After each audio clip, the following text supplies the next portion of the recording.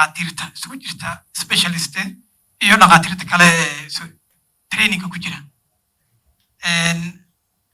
lamaan barnaamijku waa noo furan yahay halkan waxaa igu diyaara team takhasusi ah oo la dhihi karo waa teamka maanta gacanta ku haya cagaarshow hadday ahaato aqoon iyo hadday ahaato daaweynba cagaarshowgu waa cudur dilaa dhakhtar walba wuxuu ku haminayaa maalin uun inuu bukaankiisu ka bogsado soo ma cagaarshowgu wuxuu aafa ama dhibaato ba'an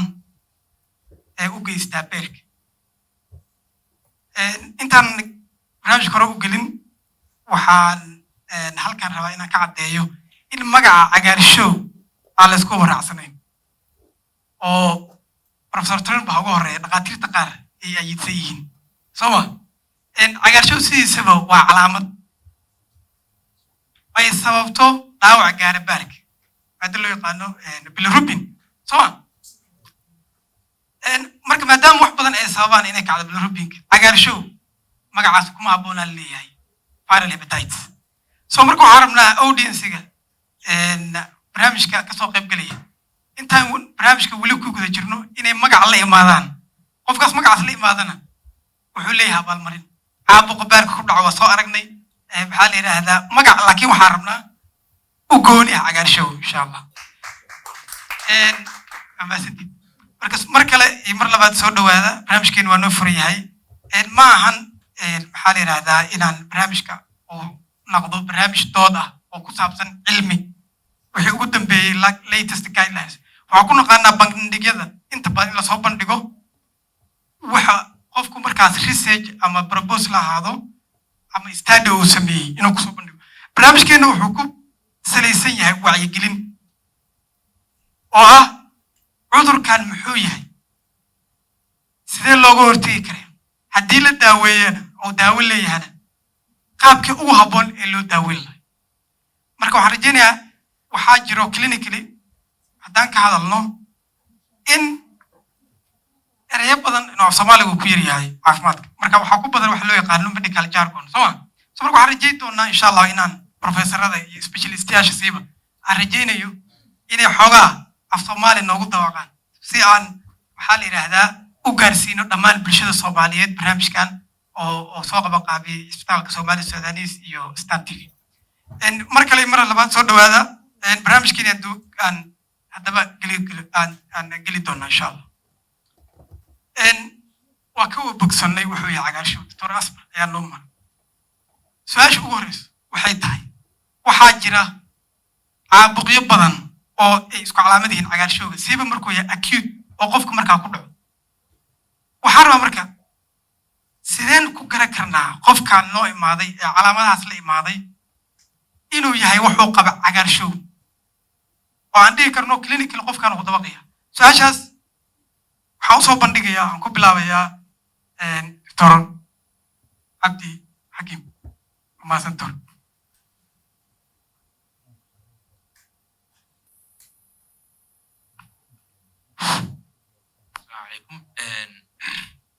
marka ma celina dalka Soomaali Suudaaniis iyo Stan oo noo soo geliyay programkan quruxda badan marka labaadna inta qof ay soo qayb gashay waa mahadsan marka haddaan si kooban uga hadlo su'aashaas horta cudurka magaciisa horta la isku raacsano cagaarshow markii Soomaalida magaca siinaya waxay fiirinayeen indhaha kalarka indhaha isbedelayo jaundice kalarkaas fiirinayeen marka beerku ka imaan karaa cudurro badan oo keeni kara beerka in xataa malaria xataa keeni kartaa marka cagaarshowga haddaan maaragtay si kale eray bixin kale inta laga helayo ayaga waa si isticmaalaynaa si ku meel gaara marka cagaarshowga horta waxaa keena viral hepatitis-ka gaar ahaan waxaa loo kala qaybiyaa acute iyo chronic ama mid raago iyo mid degdeg ah midka degdega waxaa waaye qofka isbitaal هذا علامات اسكاركيا علامات اسكاركا waxaa kamid ah indhiyo kale kalar goyn isbedelo kaadida iyo kale qaanada waxay sheegayaan madow kalarkii inuu noqonayo yani calooshii xanuunayso matag lalabo qofkii ilaa iyo beerkiisa uu shaqada gabo oo liver failure uu gaaro marka xaaladdaas waxaa dhahnaa acute hepatitis viral hepatitis sida ugu badan ayaga dhan waa keeni karaan viral kuwan aan naqaano hepatitis B C D waa ahayn way keeni karaan oo ayagana maaragtay keeni karo hepatitiska marka sidee ku kala saari karnaa waayo su-aasha horta bukaan walba oo isbitaal tago waa in la wareysto waaye history laga qaado examination loo sameeyo kadib risk factorskan la weydiiyo waxyaabaha qofka ka dhigi karo inuu nuglaado markastan lama helayo waxaa ka mid ah qofka tusaalehaan drug abuse oo kale qofka hadduu yahay drug abuse waxaa ka wadnaa waxyaabaha daroogooyinka oo qofka hadduu isticmaalo waxaa la weydiinayaa qofka in blood transfusion history inuu leeyahay horey dhiig loogu shubay waxyaabaha su-aalaha risk factorska ama waxyaabaha oo la xiriiro in wax laga weydiiyo kabacdina waxyaabahaas iyadoo la raacayo keliya laguma go'aansan karo waxa qofkaan haayo viral hepatitis miya virus ku keenaya miya cagaarshii viruska imaana miya mise wax kale lama kala saari karo intaas keliya marka waxaa ku daranaa physical examination oo ah qofka inaan fiirino examination ku sameyno kabacdina waxaa laga qaada baaritaana loo diraa baaritaanada soo saaraya marka qofka marka uu acute xaalad degdega ku imaanaya isbitaalka sidaasaan ku ogaanaynaa marka ugu horeyso waxyaaba waxaa jira xataa qasi karo oo maaragtay u eg oo tiro badan oo ahayn infection ahayn difaaca kale jirka biniaadamka inuu weerar ku qaada dhici karto dawooyinaa keeni karo mararka qaar inay isla socdaana dhici karto qofka tusaalehaan qof oo drugsna isticmaalay islamarkaasna viral hepatitis drug abusena ah labadiiba riski ugu jiraa marka inay isla imaadaan way dhici kartaa marka waxa weyn oo lagu kala saari karo waxaa hadda soo koobo qofka in la wareysto wareysigaas iyo dhakhtarka wuxuu ka arkay examinationka markuu sameeyey iyo baaritaanada intaas la isku dara lagu kala saari karaa waxaa ugu muhiimsan intaas waay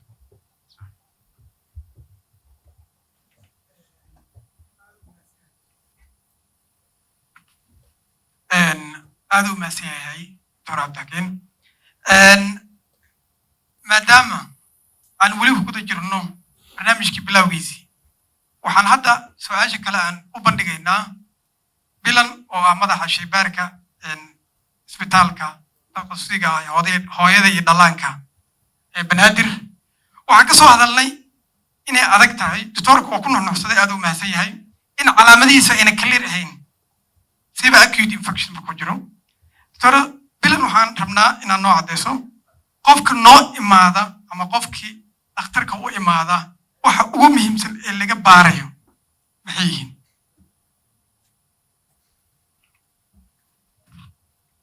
bismillah dhammaan kasoo qaybgalayaasha waxaan ku salaamayaa asalaamu calaykum waraxmatullahi qof walba mansabkiisa iyo magaciisu meesha ku fadhiyo so qofka marka ugu horeyso dhakhtarku uu soo sameeyo history taken iyo physical examination qiimeyn uu kusoo sameeyo expectationkiisa wuxuu noqon karaa qofkan inuu cagaasho qabo wuxuu usoo dirayaa marka test oo in laga fiiriyo ah hepatitis as shaybaarka marka waxay sameynayaan requestigii ama orderkii dhakhtarka uu soo diray oo ah in qofkan yani laga fiiriyo hepatitiskii inta badan yani testiyada la sameeyo oo markii la fiirinayo hepatitiska waa screeningka oo serologiga ah in yani markii qofkii loo fiiriyo kale ELISA machine lagu fiiriyo ama in molecular test loo sameeyo oo yani qofka markaas viral loadkiisa la cabirayo inta badan shaybaarada magaalada yani way kooban yihiin inta sameeyaan molecular test hase ahaatee waxaa common ah oo la sameeyaa serological test oo ah screening in qofkii loo sameeyo inuu jiro oo viruskii uu yani present uu yahay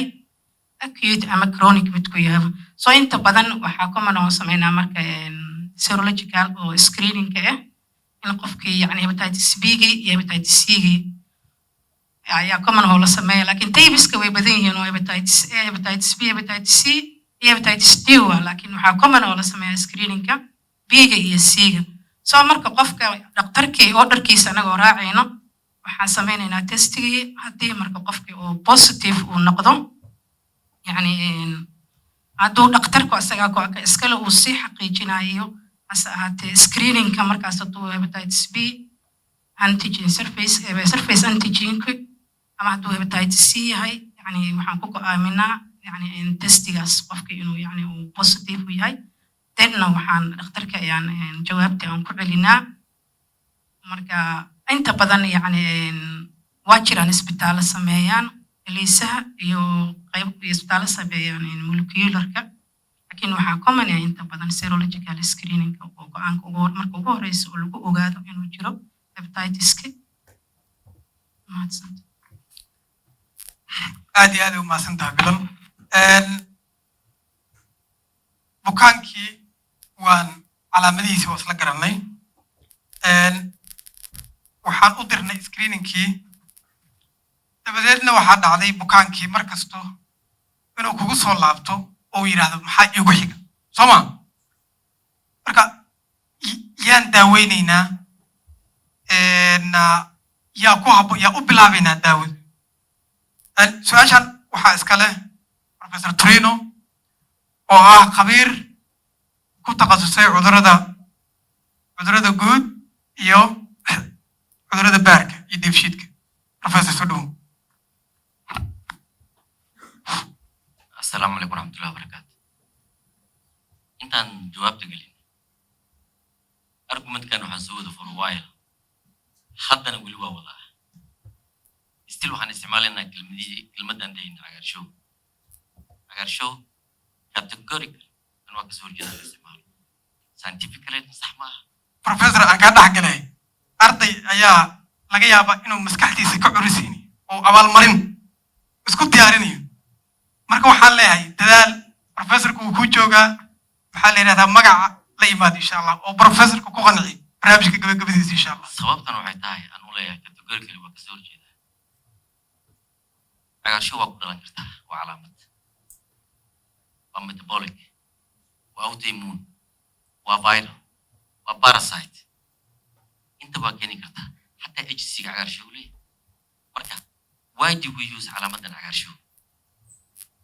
that terminology marka maantoo kale waa wacyigelin wacyigelintana basically waxay tahay how we can eradicate waxaa la leeyahay hepatitis marka maaha cagaarshow is a sign soomaalida marka waxay u noqotay halqabsi aan usoo laabto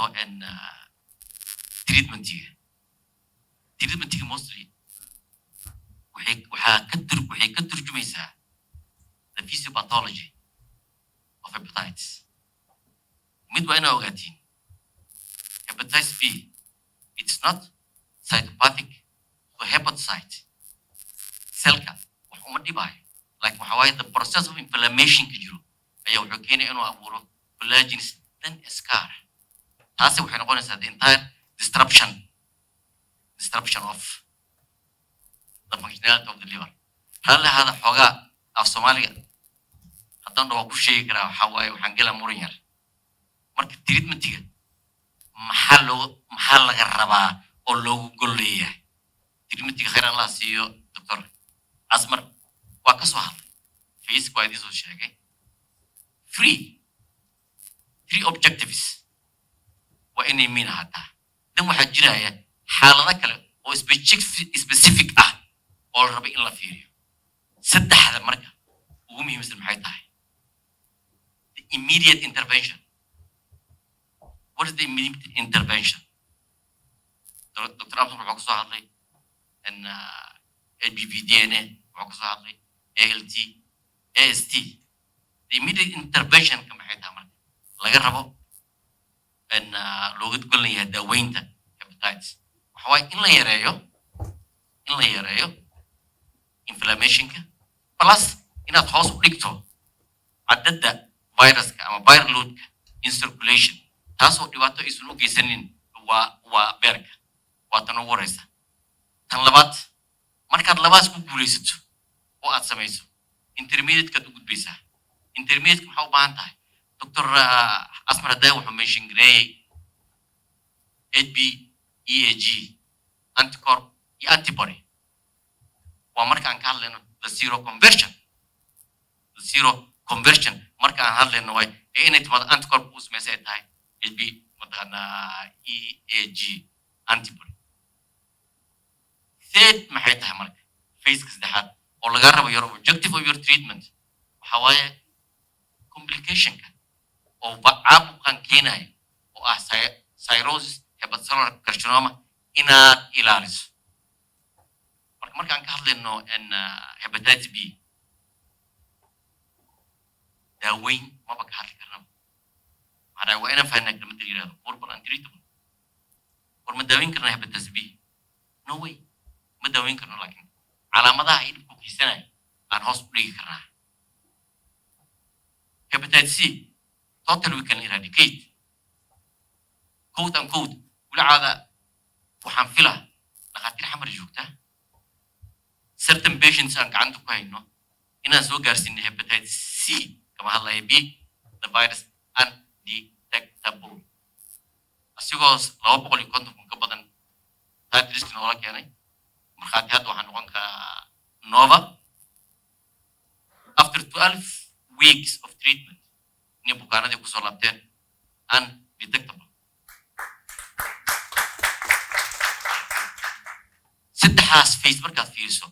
treatmentiga raacaysiin waxaa jiraya marka specific cases oo specific treatment ka hadlaya yaa soo geli kara all immune dadkaan leenahay HIV patients hooyada uur kale doctor madaa kusoo hadlay marka basically intaasaad fiirinaysaa aad ku qasban tahay alwaysna maxaa la fiiriyaa the enzymes the viral load and the tissue the damaged tissue of your liver based on that ayaa daawada dhanba ay ku salaysnaanaysaa waa mahadsantihiin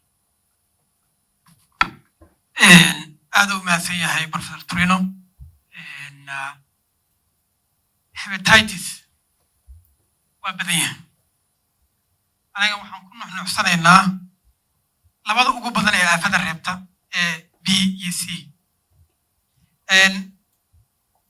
anagoo sii wadanayna barnaamijkeena oo aan weliba kusii dhex jirno treatment goals yes cure malahan siba B kastoo hadda lagu guuleystay in hepatitis C la daaweeyo waxaan su-aasha kale usoo bandhigayaa doctor Asmar doctore aafada uu ku reebo cudurka cagaarshowga beerka waxaa jiro cudurro kale oo asigana beerka saameeya muxuu ugu duwan yahay cudurka cagaarshowga oo aan dhihi karnaa riskigaas iyo waxaas uu leeyahay cudurka cagaarshowga Dr. Ahmed aad umaadsantahay cudurka cagaarshowga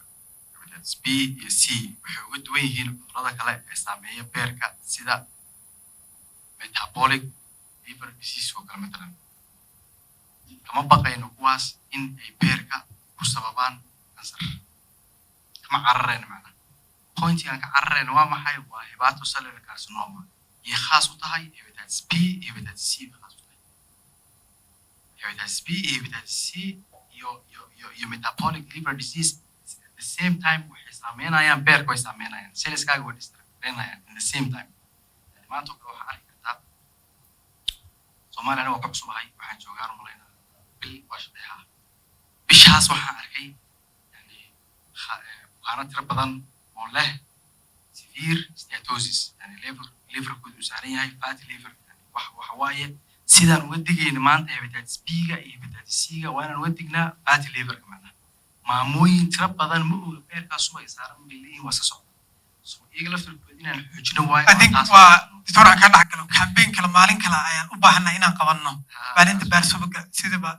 cudurrada la isku yiraahdo metabolic oo ayagana farba aan ku hayo wadanka marka maanta waa cagaarshow marka yani isku sibay u saameynayaan beerka yani haddii laga hadlayo muscle ama metabolic associated liver diseasekas yani qaabka beerka u saameynayaan iyo qaabka hepatitis B iyo C beerka u saameynayaan waa same laakiin maxaa lagu kala tegay hepatitis B iyo hepatitis C waxay beerka damage u gaarsiisanayaan cirrhotic laxaddii ay kula gaarayaan HCC so anaga bukaamadeena waaye waxaan ku categorigaraynaynaa yani damageka weyn aan ka baqayno waa HCC waaye doctor ada sii wata su-aasha maadaama dad badan ay la nool yihiin cudurka hepatitis B-ga fikir ma jira aan dhihi karno qofkan wuxuu khatar ugu jiraa inuu develop gareeyo HCC oo ah hepatocellular carcinoma hadduu jirana ma uga degi karnaa oo ma samayn karayaa prevention aad u mahadsan tahay hepatitis C iyo hepatitis B waxyaabaha hadda waxaa ka mid ah surveillance loo sameeyo hadda waxaa la sameeyaa surveillance of HCC ay bukaanada waa la category gareeyay bukaanada leh hepatitis B okay C go kala bukaanada waa ka daawowaan 3 months daawo qaadanaa oo oral ah waa ka daawowaan post waxaan eegnaa liver damage uu gaarsiiyay mise ma gaarsiiyay liver damage according to liver damage kaas ayuu qofku ku bilaabayaa surveillance haddaan aragno bukaankan fibroscankiisa inuu yahay F3 F2 F4 cirrhotic bukaankaas wuxuu gelayaa categoriga ah in loo sameeyo surveillancegaas waa maxay every 6 months inuu bukaanka sameeyo ultrasound ultrasound plus or minus alpha fetoprotein haddii ay noqon weydo inclusive ay noqoto mumkin waxaa aadi karnaa CT scan qofkaas sameeyo aad iyo aad u mahadsan yahay doctorka waxaan rajeynayaa bukaano badan iyo waalidiin badan oo la nool cudurka hepatitis B-ga ee aadka u daran inaan ka wacyigelin doono markasto in baarkooda la socdo oo markaa screening joogtaa loo sameeyo aad iyo aad u mahadsan yahay doctorka weli waxaan ku jirnaa panelkeeni su-aasha kale waxaan weydiinaynaa doctor cabdiraxiim waxaan ka soo hadalnay calaamadaha hepatitis ama cagaarshowga iyo daaweyntiisa waxaan rabnaa inaan siino fursad yaa khatar ugu jira cagaarshowga ama hepatitis B bulshada hadday khatar ugu jiraanna see looga hortegi karaa ama prevention maxaa qofkaas la gudboon uu sameeyo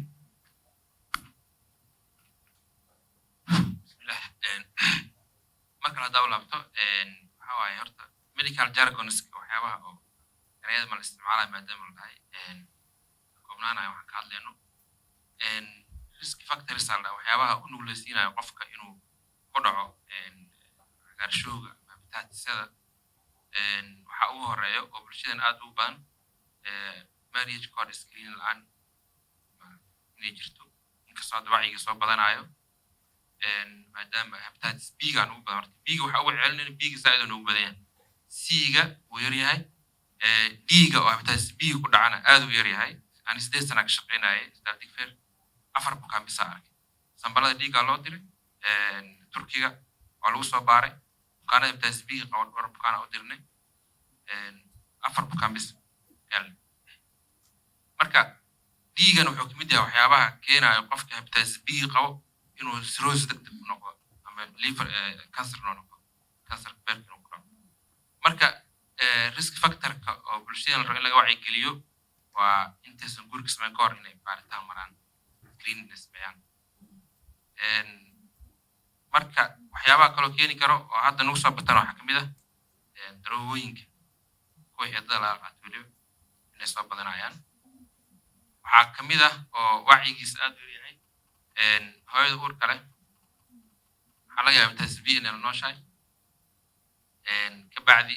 waa ognahay waddankeena waa iska liitaa gobolladii waxaa waaye adeeg caafimaad oo xoog leh kama jiro cunugii marka vaccine ma helaayo vaccine la-aanta marka waxay keenay ilmihiina u gudbo marka halka adduunyada ee soo maraysa in cunug kasta la talaalo ujeedkana waa asaga dhan eradication lagu sameeyo hepatitis B-ga annagii vaccine la-aan waayo wax caruur talaal ma helayaan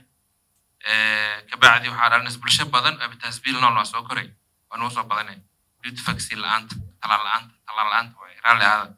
talaalka ka wada diin u laabto marka meelahaas in xoogga la saaro oo bulshada laga wacyigeliyo aad muhiim u tahay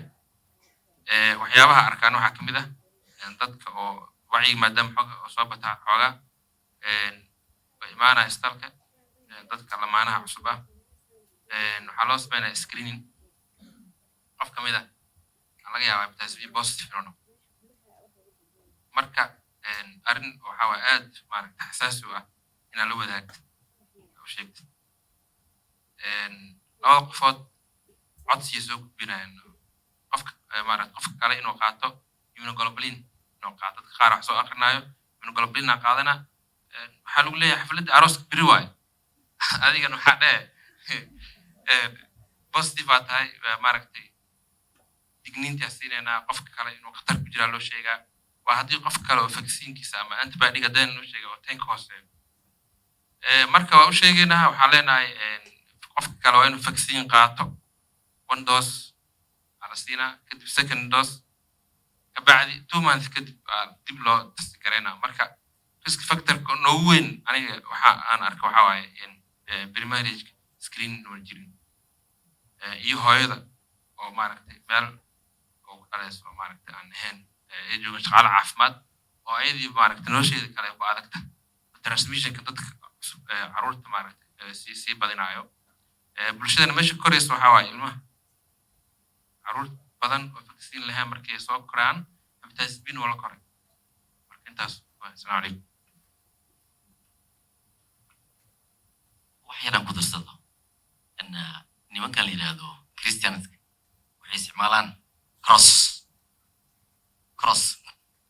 muslimiintu waxay isticmaalaan hilaal sooma whenever you are talking about transmission of hepatitis guys xasuusnaada the cross micneheedu maxay tahay Dr. Asman waa ka hadlay laakiin indirectly aan kuu sheega the cross indicates vertical transmission and transversal transmission based on that waxaa kaaga soo bixi kara the risk factors waa formula yaroo la sameeyo oo la raaci karo amazantiin risk factor-ka aan ilmaamo waxa waaye oo hadda aad u soo batay waxaa jiro dialysis center badanaa jiro marka bukaanadaas ay risk gaar ah ku jiraan waxaa laga yaabaa screening way dhici kartaa in maaragtay si wax u qaldamaan kabacdi inay qaadaan bukaano badan qaabkaas u qaadaan inkastoo wacyiga uu jiro meelaha lagu sameeyo dialysiska laakiin risk groupka ku jiraan waxyaabaha kale ku jiro waxaa kamid anaga nagu badno bukaanada multiple transfusionka maanta u baahdo anaga nagu badno hemophilia iyo cudurka nagu badno marka waxyaabahaas ugu muhiimsan risk factor risk group salaamu calaykum aad u mahadsan professor dooday keentaa xaqiiqda waxa waaye inaan pinpoint ku samayno reality wacdiga xamar ku yaalla ilaahay waxaa ka barasiin adoo hepatitis B ama C inaan dialysis xamar uga baahan maray meel kasta oo tagto dialysis yaallo once you become hepatitis B or HIV ma lagu aqbalayo including Digfaar Banaadir kaysan waxaan la wareegaynay for almost 18 hours Dr. Rasul waxaan soo marnay qista dheer how many ambulance and tank in isbitaallo dialysis lagu sameynayo lagu soo celiyay kama soo wareegin 3 months kama soo wareegin marka tigay leedahay Dr. Rasul waxay mataqaanaa let us fight with Minister of Health gabadha la keenay she's young 28 years old dialysis u baahan tahay HIV positive way no one naga aqbala marka waxaan la yaabanahay sterilization ay ka hadlayaan ama hayaal dialysis Banaadir ama hayaal Digfaar oo ka mamnuucaya HIV patient in loo sameeyo dialysis maxay tahay marka ilaahay ka barya anaga hope wasaaradda caafimaadka inay fahamto center iyagu u gaara dadkaas ama partially yaala meelaha dialysis dhexdooda in loo sameeyo waa mahadsantiin aad u mahadsan yihiin waxaan ku darayaa waxyar qodob yar hepatitis B-ga iyo C-ga mashiino gaar ah loogu sameeyaa Digfaar laakiin HIV-ga waa dadka takooran oo dhowr mar aan ka hadalnay laakiin labadaas group waxay leeyihiin mashiino u gaar ah waana su-aalaha u adag aan soo weydiiyo mashiin oo qaali ah meel yaalo adoo shifta ku jirta lagu soo weydiinaa bukaan saas ah maxaa la sameynaa waxaan rabaa weli waxaan ku jirnaa barnaamijkeena banalkeena discussionka waxaa u maleysaa hadda inay soo kululaanayso oo la istaabanayo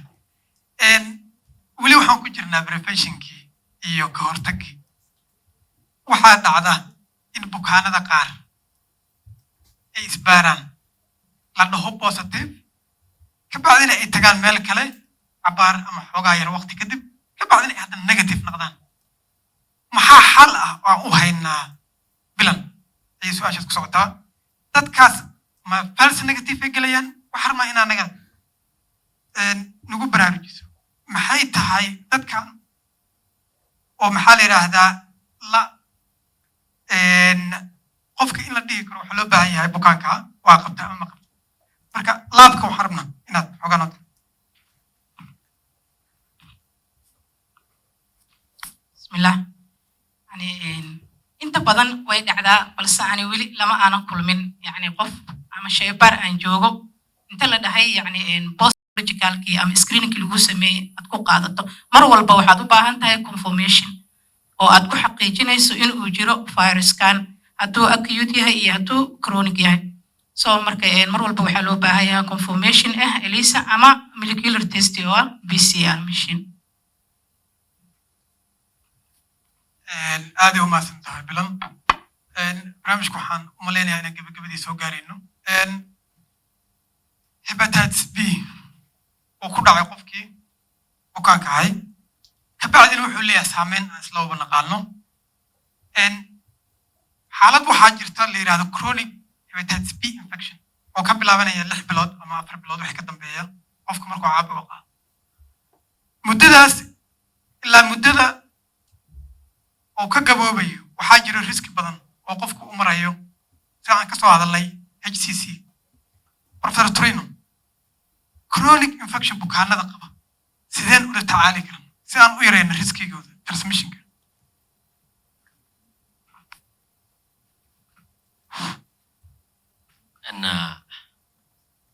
دائما markaan ka hadlayna diagnostiga transfer waan ka soo hadlay what's the first priority marka ruuxa chronic hepatitis B qaba ay tahay number 1 diet maxaan ula jeedaa macnaheeda markay tahay diet example haddaan soo qaado adigoo jiso lugla marka la yidhaahdo 200 kiilo qaad waa la sii dhacaysaa marka waxaa fiirinaysiin ruux infected ah hepatitis B chronic qabo liver tissues ay samaysmeen scary fibrosis the entire functionality uu qabanayana ay leedahay markaad protein fara badan ama subag badan siiso culayska jiraad culays kala sii saartay culayska jiray ayaa culays kala sii saartay marka waa inaad ka fikirtiin diet number 1 dietkaas mostly wuxuu u badnaan doontaa waa taqaaniin carbohydrates simple usually dad certain gastroenterologists waa qabaan ra'yigaas ma qabaan dadna waa qabaan dadna ma qabaan waxaa lagu leeyahay defecationkiisa waxaa soo kale caashii soo kale cleansing continuously inuu socoto maxaa taas ka dambayn doonta marka daawada aad siinayso bukaanka categorically inaad fiiriso waaye daawooyinka aad siinayso qaarkood iyaga laftigooda waxay yihiin hepatotoxic iyaga laftigooda ayaa hepatotoxic ah marka waxaa samaynaysiin variation ah ruuxa cudurka waa ka heshay dietku waa saxday treatmentiga waa bilowday maxaa samaynaysaa marka follow up continuous ah oo ah mostly indicationka transparent inoo sheegay enzymeska the ultrasound ama fibroelastic inaad samaysiin intaas haddaa isku heshiin maxaa prevent garaynaysaa inuu complication uu ku yimaado further uu sii aado ama HCC ama severe cirrhosis kadibna ay timaado complication of portal hypertension uu yimaado adagta haddana wixii la dhihi jiray mataqaan encephalopathy ama hepatorenal syndrome oo the last stage aan waxna laga qaban karin marka follow up ka samaynayso waxa waaye muhiimaddu ugu wax waaye diet behavioral change then adequate treatment inuu bukaan ku samaysiin waa mahadsantihiin professorka aad u mahadsan yahay دكتور هير وسيلة ما يسترى بس دكتور تورينو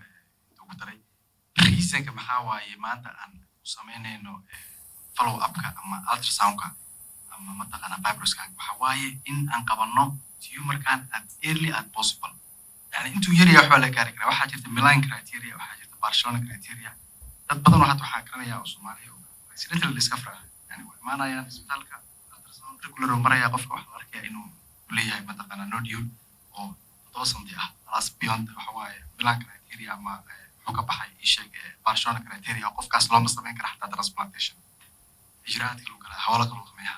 مركب حواي قف أقول دارميس وحقول دارميس وحواي إنه قف كان سميه follow up program كاس إنه لح برود كاستمر ما دام هو هاسلوت كم هو هاس حنجي إيشك سلوت هو تاس نقطة واحد نقطة ذا كلا ربنا قدر صار transmission كحواي waxaan u malaynayaa waddankeena waxaa kusoo batay dental meelaha centrada dentalka soo bateen please screening muhiim waaye dental meelaha oosan screening oolin macnaha waxaan garanayaa dad la dhasho waxaa jira oo kasoo cararay bakaaro bacadlaha gadaashiisa meel ku taalo oo mataqaana screen ma yaal macnaha qofkaan mataqaanid mashiinku ku shaqeynayo bir waa halkaada galaayo على فكرة hepatitis B waa cirbad yar oo ku turto waa kugu faafinaysaa macnaha على طول dhiigaaga waa galaa maaha sida HIV oo kale HIV cirbad ku gashay naadir waaye oo yartaa inuu kugu faafo dhiigas C oo kale saas oo kale wax kula laabto raba ama dhiig qabto 6cc baa la dhahaa hepatitis C ku faafaa laakiin B waa ka khatarsan yahay macnaha waa cirbad ku turto khalaas marka dadka soo gabagabeynaa dentalkaas macnaha dadka wadiga meel haysata center la yaqaano oo kaa baaraya adiga يعني وبارية مركز هذا ما صدق هذا ما سنتهاي بليز ميكروفون كدغين سؤاله ولي بركة قدنا دكتوري waxaa jira hooyooyin la ildaran hepatitis siiba hepatitis B hooyinkaas uur leh waxaan maqalnay ama aan aragnay ama aan akhrinay in cudurka hepatitis B 95% oo qaado da'da ka yar 5 sano so oo chronic ku noqdo riskigaas sidee looga hortagi karaa adoo maasan daawooyinna ma jiraan waxaan aad ugu xumahay in dhakhtar cudurada haweenka on stageka ila joogin maadaama uu qodob aad muhiim u yahay laakiin transmissionka iyo treatmentiga labadaba daaweynta iyo riskiga uu ku gudbo perinatal infection please sidoo dhakhaatiirta sheegeen uurka bilowgiisa maamo kasta horta waa in screening ay martaa screening ay martay waxaa la arkay ama accidental hepatitis B qabto ama almost ay qabtay haddii ay qabtay maamadaas daawada ay qaadanaysay dayaan ka hadalna oo haddii ay daawo kale ay tahay daawada ilmaha dhibayso waa ka bedelaynaa oo TDF waa bedelaynaa uurka dhexdiisa marka waa mutaabicaynayna maamadaas haddii isbuuca PCR waddankeena waa daahaa wadamada kale aan hadda kasoo shaqeyn karo PCR hal maalin lagu soo bixi jiray maamada marka waa in la fiiriyaa wiiga 24aad ilaa 26aad trimester-ka labaad in la fiiriyo PCR-keeda haddii PCR-keeda 200 oo kun ka bato 150 kun kama hadla 200 oo kun hadduu ka bato maamadaas waa inay daawo bilowdaa daawada oo hepatitis B bilaabaysaa ilaa ay ka dhalayso ilaa ay post mataqaana ay sheegay 6 bilood kadib way sii wadaysaa daawadaas ilmaha marka waa highly transmitted waa xilligaas 200 markay ka badan tahay يعني aad buu mataqaana ugu nugul yahay inuu mataqaana u faafo markii ilmahaas uu dhasho aan malaynayaa Soomaaliya digfeer bas baa haysta malaynayaa hepatitis sama immunoglobulinka digfeer bas yaa wax fiican waaye waa 24 saac ugu horeyso ama 12 saac ugu horeyso waa inuu qaataa talaalka ilmaha yar plus waa in loogu daro IVIG markaas waxaa la dhihi karaa yani waa yareynaynaa riskiga transmission macnaha although ilmahaas dhashay aanan dhihi karin 95% waa yareyn karnaa 95% he will go to chronic laakiin 5 waa 1% inta la yareyn karo macnaha oo laga hortagi karo halkaas waxaa there's a timing factor ilmaha markay ku dhashaan ba dhakhtarka hadii soo sheegay condition la yiraahdo adig marka tahay 40 jir ama 60 jir oo kugu dhacay hepatitis B chronicity inta ku gaaraysa واسكن لميت الوقت يلا وناليز لكن imagine عنو يرو كدش ما يقصنوا لان كره interface مراي فيري ريسكو كجيره فيري marka timing ka waxa waaye portuguese marka hadaadan as soon as possible la gaarin for the first 24 hours you lost professor ka aad u maasan yahay sidoo kale Dr. Asmar waxaan soo gaarnay gunaanidkii gabagabadii barnaamijkii panelkeena waxaan jeclaan lahay dhammaan dhakhaatiirta stagekii la saaran ee takhasusiga ah inay kusoo gabagabeeyaan bal 1 iyo 2 World Hepatitis Day maalinta cagaarshowga adduunka oo ah ku beegan 28 July oo ah maanta 1 iyo 2 sidee waddanka aan uga ciribtiri karnaa oo aan uga hortagi karnaa aafadiis cudurkan dilaaga ah ee hepatitis ama cagaarshowga loo yaqaan waxaan ku bilaabayaa Cabdi horta su'aashaas waa su'aal aad u weyn waaye laakiin ani aan waxay la tahay qaabka aan ku yareyn karno waxa waaye talaalka inuu helo qof walba inuu talaal helo si ilmaha dhalanayo taasna waxaa lagu gaari karaa laba qaaba isleeyahay midka koowaad waxaa waaye bukaanada la nool hepatitiska ama cagaarshow B-ga markay istaalka imaadaan keliya inaan lagu ekaan ayaga oo la dhaho la weydiiyo familiga la wareysto history familiga la weydiiyo ragga duyo kale la weydiiyo xaas ma jiraan caruur ma leedahay kadib loo sharxo inuu gudbi karo kabacdina loo sheega maaragtay inay baaro familiga dhan screen loo sameeyo kabacdina talaalka la siiyo meelaha kale oo ay imaan karaan bukaanada waxaa waaye maaragtay meelaha oo isbitaalka qaybaha kala duwan imaadaan mar kasta oo OPD ma imaadaan dhaqaatiirta qaliinka kale way arki karaan markay screen sameeyaan qof kamid ah ku arkaya qofkii bukaanka markay ka helaan waa inay sidoo kale ayagana family dib ugu laabtaan marka waxaa isleeyahay meesha oo laga sixi karo oo wacyi lagu gaarsiin karo waxay tahay hal qof marka aragno aan isku dayna in aan wacyi gaarsiino maaragtay familiga dhan in screen lagu sameeyo qofka qabin la talaalo ana waa arkaa badan dad badan arkay oo maaragtay marka weydiisid family ma leedahay ayaga keen oo lagu talaalaa oo la baara kabacdi qofka qabin waa la talaalaa way imaanayaan dhowr qoys waxaa arkay ayaga dhanba oo positive ah marka waxa maaragtay oo yarna ma ahan aad u badan tahay familiga dhan oo hepatitis B positive ah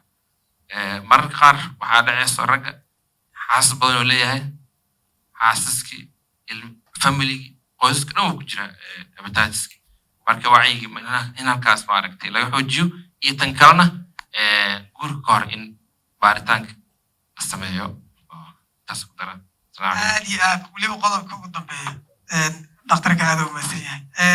waxaa kusii jirnaa weli gunaanadkii barnaamijka professor Trino maadaama aad tahay khabiir wax badan kusoo dhex jiray cudurka cagaarshow hal iyo laba maxaad kusoo gabagabi lahayd maalinta cagaarshow adduunka tan ugu horeysa waa awareness horta ummadda inaan barno cagaarshowgu wuxuu yahay haddaan la soo boodno qur-aanku tallaalo oon cudurkii fahamsanayn waa adag tahay priority-ga intaan ku mashquulsanaan lahayn daaweynta waxaa ka fiican markaan ka hadlayna hepatitis B preventionka inaan xoogga saarno preventionkana muran waxaan dhihi lahaa awareness ilmihina yaraka hadda badna valenta loo bilaabay hepatitis B waa qaadaan laakiin inteena kala soo hartay waxaan qabi lahaa in la sameeyo mass campaign or vaccination of hepatitis B. That's the only solution aan hepatitis B ku yarayn karno Soomaaliya. Hadhay bologamiyadu waa iska badan tahay, wadaadadeena waa iska wada aroosaan, nimankeena waa iska wada aroosaan, reer bakaar haddaad tagtiin wasaaradda ku yaala maalintiisu totally busy. Marka tallaalka is the only option hadda noo muuqdo waay oo looga hortegi karo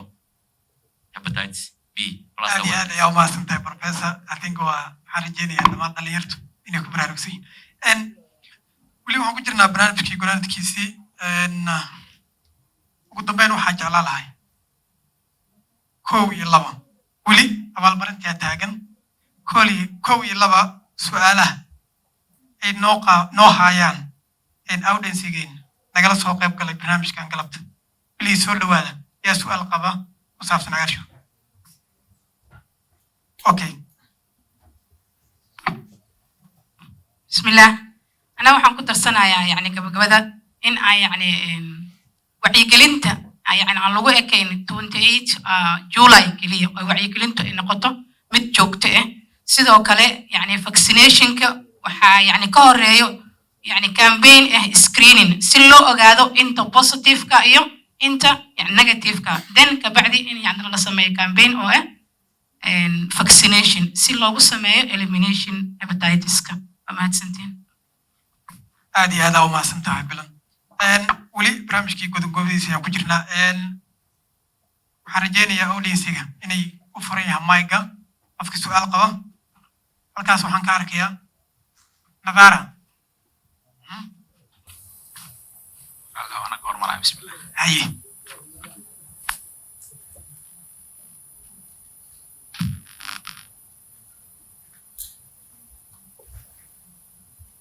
laba su'aal aan rabaa gaaban.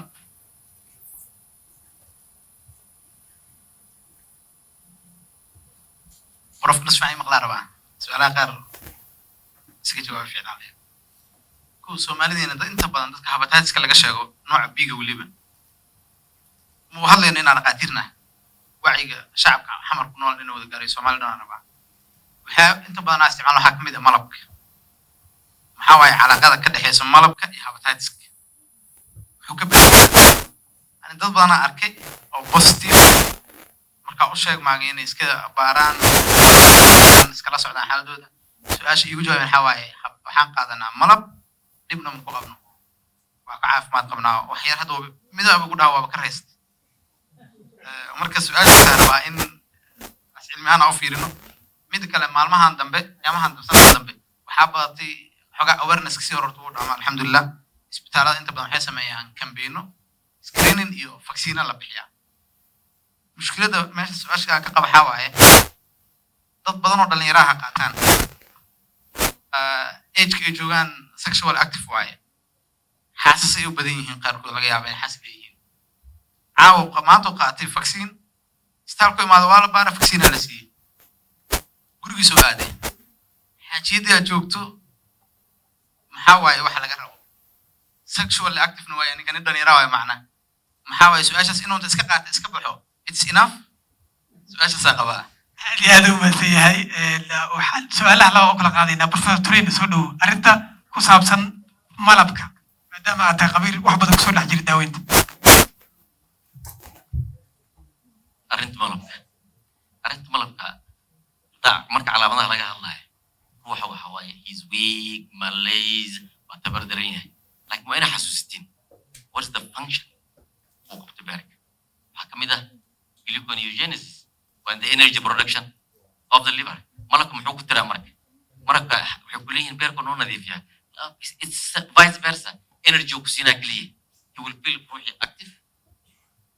tabartii gluconeogenesis shaqadii inta ka imaan lahayd ayuu kuu qabanaa laakiin beerku noo sifeeyaa ama noo dhaqaa question marka saaran taas waxa waaye xilligan kama hadli karno laakiin the only solutionka aan u arkayno medically ruuxan energy-gan uu helaya kastana ka baxsan waay waa mahadsantihiin aad u mahadsan tahay su'aasha kale ee ku saabsan dhalinyarada iyo vaccine cabdikeen soo dhow horta tan talaalka waa ka hadalnay waa waxyaabaha ugu dhibka badan marka waxa ugu muhiimsana waxay tahay qofka aan qabin oo negative ka ah waa inuu horta maaragtay talaalka qaato su'aasha marka si hadaa ku raaco waxaa leeyahay xaajid marka u leeyahay soo wad saa sheegno hal baaro hay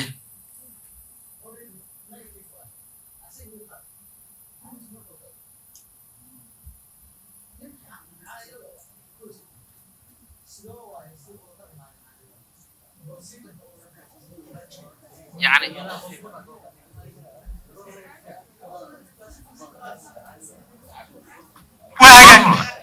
barnaamijku waxaa malaysaa inuu gabagabo sii marayo su'aaluhuna ay daba dheeraadeen su'aal kale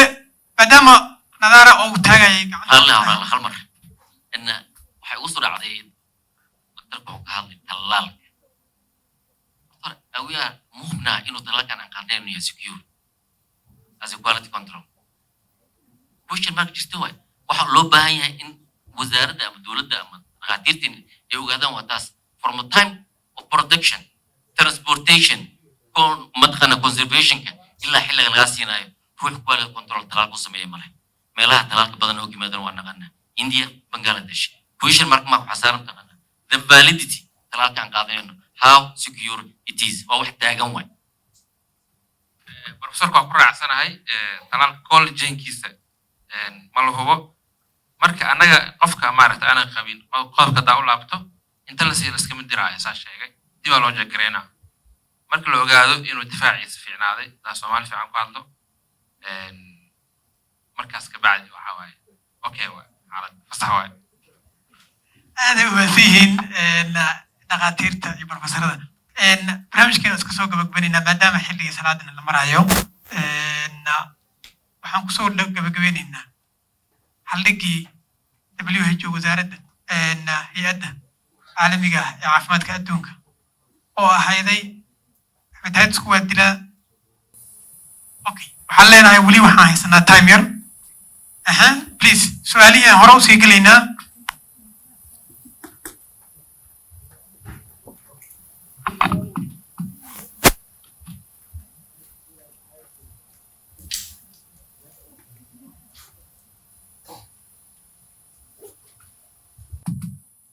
بسم الله السلام عليكم ورحمة الله وبركاته دمان كسوق قبلياشا يو قبل قبياشا وحنا سلام يا سلامة الإسلام السلام عليكم ورحمة الله وأنا قم هذا عنا يا وأنا بقعدنا يا سؤال قوحة ويساجر وكوبان أو استثارا يعني waxa la sheegay sida caadiga ah in laga hortago hepatitis B virus waxa ugu muhiimsan aan sameyn karno waxay tahay inaan talaalka qaadano bulshadeenu maalmaha sida hore yaro ay ka fiican tahay wacigeeduna uu fiican yahay saakin mar waxa arkay iyadoo feel dheer loogu jiro isbitaalka Soomaaliya Suudaanees oo bixinay talaal free ah anigu ma hadcinayaa waana bogaadinayaa saashiid waxa waaye qofku markuu qaato talaalka yani ma ku filan tahay saddex doos markuu dhameysto ma iska baxaya mase wuxuu u baahan yahay inuu dib ugu laabto uu baaritaan sameeyo si uu ogaado ma u shaqeeyay mase antibody ma samaystay mase inuu si uu ogaado su-aashaas waa su-aal muhiima miyuu u filan yahay talaal hal mar aan qaatay soo dhow doctor su-aashaas waxaa waaye jawaabteeda garanti ma jiro wax garanti ma jiro maadaama aan sheegnay talaal kol jeer waxaa laga wadaa meeshii uu ka yimid vaccine-ka talaalka ilaa qofka qaadanayo uu maaragtay soo gaaro waa inuu safe ahaado temperature-kiisa wax walba waxyaaba badan laga fiirinaa marka maadaama garanti ahayn mar kasta waxaa waa in dib loo testi garayo loo hubiyo wadada ugu fiican taas waay aad iyo aad u mahadsan yahay soo markaa gunaanad ahaan laakiin haddii la arko hepatitis B-gaas in uu mataqaanaa antibody-ga aad ka heshay uu ka badan yahay 10 ka badan yahay uu fiican yahay 15 years of guarantee haysataa 15 years of guarantee haysataa iyo masate aad iyo aad u mahadsan yahay doctor asma isagana sidoo kale I think waxaan soo gaarnay dhammaan gunaanadkii barnaamijkeenii banaalka ahay waxaan rajaynayaa in wax badan laga faa'iiday markay timaado muxuu yahay cagaarshow maxaa sababo iyo sidee looga hortagi karaa waxaan rajaynayaa sanadkan sanadka xiga hadduu ilaahay in aan helno khubaro badan oo ogaada waddanka xaaladiisa meeshay la marayso oo u kuurgala researchna sameeya lalana imaada number fiican oo la dhihi karo riska intaasaan yareynay si markaasi goolka hiigsiga hay-adda caafimaadka adduunka ee 2030 ee ah in gabi ahaanba la baabi'iyo cudurkan dilaaga aan u gaarno waa mahadsan yihiin dhammaan specialistaha nagala soo qayb galay ee dhakhaatiirta iyo ODs iyo kulli asalaamu calaykum hal su'aal ayaan warsanaa intayna meesha waxaan nahay healthcare worker sooma meeqa talaalka dhamaystay imagine meeqana dhex fadhiisan weli qaadan percentage-ka fiiriyay marka maxaan ka sugaynaa marka ummadii maxaan u sheegaynaa garabkiina laa galo aad iyo aad u mahadsan